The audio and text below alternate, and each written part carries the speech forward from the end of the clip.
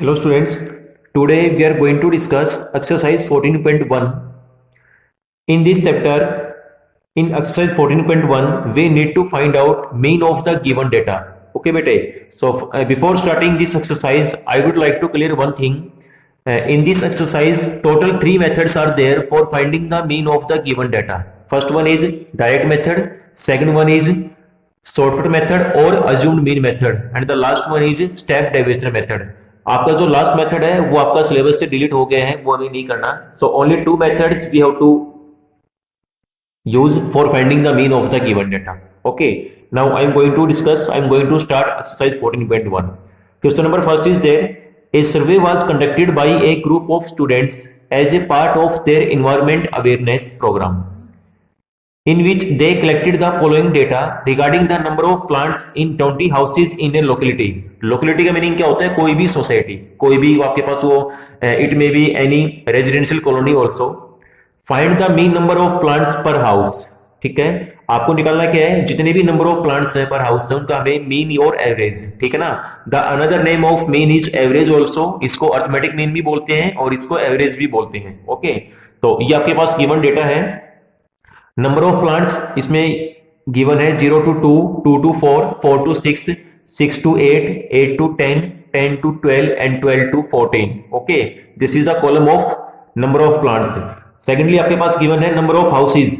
ठीक है, 1 2 1 5 6 2 3। इसका कहने का मीनिंग क्या है कि only one house is there in which number of plants are 0 to 2. Only 6 houses are there in which number of plants are 8 to 10. Okay, got it? So now we will discuss its solution of question number first. Question number first को हम solve करेंगे direct method की help से, और फिर question number second को हम solve करेंगे अज्यूम्ड मीन मेथड की हेल्प से। ठीक है, उससे क्या होगा, दोनों ही मेथड को हम कवर कर लेंगे। Question number first it will be solved by direct method and question number second it will be solved by assumed mean method. ठीक है, और दोनों ही मेथड से आपका मीन का आंसर सेम रहेगा। Whatever you can apply the method you will get the same answer. Okay, तो इसमें गिवन है number of plants 0 to 2, 2 to 4, last में क्या है 12 to 14। नंबर ऑफ हाउसेज, इसको मैंने FI से नोट किया। FI का मीनिंग क्या होता है? फ्रीक्वेंसी। ओके, तो ये आपके पास है यहाँ पे 1 2 1 5 6 2 3। उसके बाद इसमें बेटे आपका इसमें आपका फॉर्मूला रहता है, मीन को हम डिनोट करेंगे एक्स बार से। ठीक है, x bar is equal to summation FI XI divided by summation FI। ठीक है, इसको बोलते हैं, ये आपके पास एक ग्रीक लेटर होता है, इसका मीनिंग क्या होता है? इसको ये आपका होता है capital sigma which means summation, और summation का मीनिंग क्या होता है? To add all the values, all the observation। ठीक है, so first of all according to the formula, according to the result we need to find the XI। XI का meaning क्या है? Class mark. ठीक है, अब इसमें क्लास मार्क को फाइंड आउट कैसे करते हैं? With the help of the given class interval. ये 0, लेट अस सपोज आपके पास इंटरवल है 0 to 2, तो इसमें 0 क्या बनेगा? लोअर लिमिट बनेगी and 2 is the upper limit of the class interval. दोनों को प्लस करो और 2 से डिवाइड कर दो। 0 + 2 2, 2 by 2 1 हो जाएगा। 2 + 4 6, 6 by 2 3, 4 + 6 10, 10 by 2 5, 6 + 8 14, 14 by 2 7, 8 + 10 18, 18 by 2 9, और 10 + 12 22, 22 by 2 11, और 12 + 14 26, और अपॉन में 2 क्या हो जाएगा? 13 हो जाएगा। So this is the column of XI। ठीक है, which is expressed as class marks. Okay बेटे, लास्ट में as per the formula we need to find the summation FI XI। तो पहले क्या करेंगे? FI को XI से मल्टीप्लाई करो। ठीक है, और मल्टीप्लाई करने का मेथड क्या होता है? फर्स्ट एंट्री को फर्स्ट से, सेकंड को सेकंड से, यानी कि करस्पॉन्डिंग एंट्री को आपस में मल्टीप्लाई कर देंगे। तो 1 × 1 1, 2 × 3 6, 1 × 5 5, लाइक दैट, 3 × 13, 3 × 13 39। ठीक है, अब आपकी रिक्वायरमेंट क्या है? समेशन FI XI है। ठीक है, यानी कि हमें सभी वैल्यूज को, इसमें सभी एंट्रीज को ऐड भी करना पड़ेगा। इन सभी को प्लस कर दो। ठीक है, 1 + 6 + 5 + 35 54 22 39। After adding all the observation you will get summation FI XI that will be equal to 162. Okay, now putting all these values in the required formula, so mean X bar will be equal to summation FI XI divided by summation FI। तो ये आपके पास 162 है, और ये आपके पास कितना है? इसमें आपके पास गिवन भी था total number of houses are 20। ठीक है, जब आप इन सभी को प्लस करेंगे तो इनका सम आएगा 20, तो 162 divided by 20 which will be equal to 8.1. So this is the mean number of houses of mean number of plants per house, ठीक है. सो इसमें आपका आंसर आएगा 8.1, that is the mean number of plants per house. So question number first is completed. After that we will discuss question number second, and question number second I will discuss with the help of the assumed mean method. ठीक है, उससे आपका वो method भी clear हो जाएगा और आपका फर्स्ट मैंने सोल्व कर दिया डायरेक्ट मेथड की हेल्प से. ओके बेटे, क्वेश्चन नंबर सेकंड में गिवन है, consider the following distribution of daily wages of 50 workers of A factory. Daily wages का मीनिंग क्या होता है कि डेली की जो इनकम है, ठीक है ना, of 50 workers of A factory. Total number of workers are 50. It means we can conclude that summation of Fi is equal to 50 given है, और जब हम इन सभी को प्लस करेंगे तो भी क्या आएगा, 50 आएगा.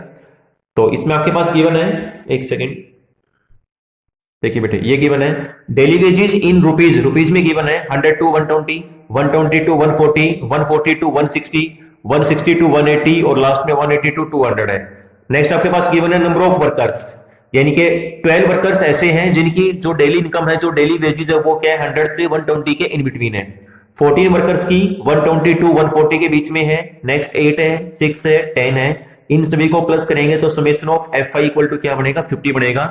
And it is also mentioned in the statement कि total number of workers are 50 which are working in a factory, जो फैक्ट्री में काम कर रहे हैं, ठीक है. After that in the third column we need to find Xi, हमें Xi को भी निकालना पड़ेगा, और इसमें आपका मेथड वही रहेगा, लोअर लिमिट प्लस में अपर लिमिट अपॉन में 2, 100 प्लस में 120, 220 अपॉन में 2, 110 हो जाएगा. ऐसे आपका 130, ठीक है. इसमें आपका जो साइज जो रहेगा, जो गैप रहेगा, वो रहेगा डिफरेंस 20 का रहेगा. 130, 150, 170, 190. अब देखिए बेटे, इसमें this is the formula of mean for finding, this is the formula for finding the mean with the help of the assumed mean method. Formula क्या बनेगा, a प्लस, यहां पे आप स्मॉल a भी ले सकते हैं, summation Fi di upon summation Fi. अब देखो आपके पास a भी नहीं है और आपके पास क्या di भी नहीं है, ठीक है. तो इस फॉर्मूला में वैल्यूज पुट करने के लिए आपके पास a भी होना चाहिए और आपके पास क्या नाम है, Fi di भी होना चाहिए, ठीक है. तो a का मीनिंग क्या होता है, यहाँ पे a क्या होता है, अज्यूम्ड मीन होता है. a का मीनिंग होता है अज्यूम्ड मीन, ठीक है. और di is equal to xi minus a होता है. तो इसको भी हम इसको कैलकुलेट करेंगे, तो जो भी आपका अज्यूम्ड मीन आएगा उसको हमें सपोज करना पड़ेगा. सो बेटे यहां से मैंने सपोज किया है, इसमें ये बात मैसेज ध्यान रखना कि जो आपका अज्यूम्ड मीन है वो आपका Xi में से हमेशा सिलेक्ट होगा. अब देखो टोटल आपके पास क्या है, 5 वैल्यूज है, 1 2 3 4 5. तो 2 वैल्यूज को अपवर्ड छोड़ देंगे और 2 वैल्यूज को डाउनवर्ड छोड़ देंगे, तो सेंटर की जो वैल्यू आएगी वो क्या हो जाएगा, आपका a हो जाएगा, ठीक है. इफ इन एनी केस अगर आपके पास क्या नाम है 6 वैल्यूज गिवन है, तो 2 वैल्यू छोड़ दो ऊपर, 3 छोड़ दो नीचे. हमेशा वैल्यूज हम नीचे इसमें ज्यादा छोड़ते हैं वैसे, तो इसमें जो बचेगा वो आपका क्या हो जाएगा, अज्यूम्ड मीन हो जाएगा, ठीक है. तो यहां से a इक्वल टू 150. अब इसमें निकालेंगे di is equal to xi minus a होता है. तो xi में से a को माइनस करेंगे, 110 minus 150 minus 40, 130 minus 150 minus 20, 150 minus 150 0, 170 minus 150 20, 190 minus 150 40 आएगा. ओके. अब इसमें क्या करेंगे, Fi को di से मल्टीप्लाई करो क्योंकि आपको उसका समेशन भी चाहिए.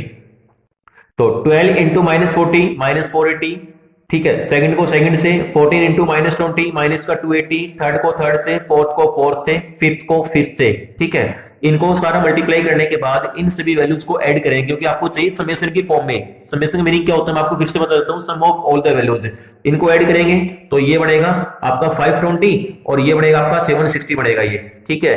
तो माइनस करेंगे तो क्या बचेगा, माइनस का 240 बचेगा. ओके बेटे. Okay, now putting all the values in the required formula.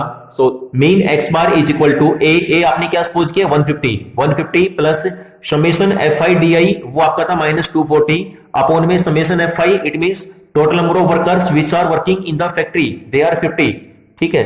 0 0 cancel out, ये आपका माइनस में बचेगा, 24/5 4.8 बचेगा. 150 minus 4.8 that will be equal to 145.20. So this is the required mean. Okay bete. So this was the discussion of question number first and second through the method of direct method and assumed mean method. So today with the help of this video you will complete exercise 14.1 in your fair notebook. Okay. So thank you so much.